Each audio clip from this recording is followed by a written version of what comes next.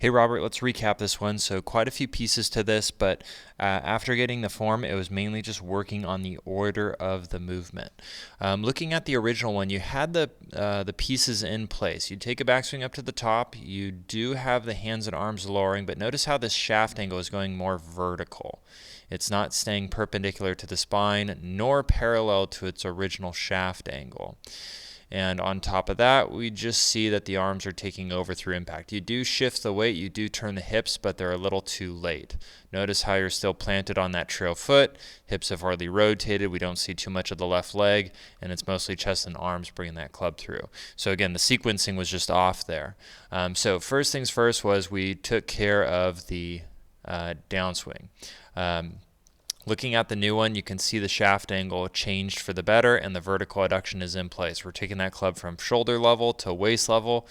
Again, note the shaft angle staying perpendicular to the spine and parallel to the original shaft angle from address position. I don't have this one in address, but I can assure you that's still in the same position.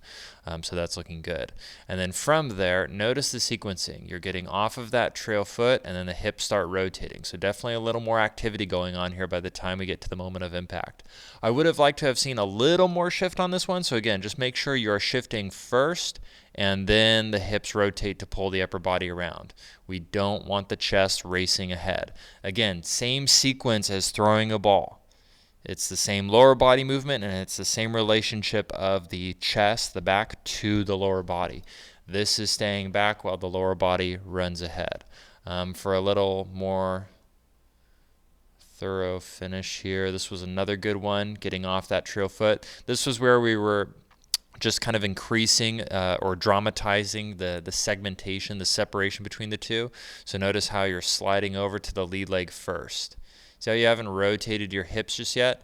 That's the kind of shift I want to see, and then the rotation from there. That's what we would like to do. If we turn this to the face-on view, again, much better here with sliding over. You can see how far you move over there, getting completely planted on top of the lead leg and then rotating from there on out. So we just need to continue to get used to the order while keeping that shaft angle correct.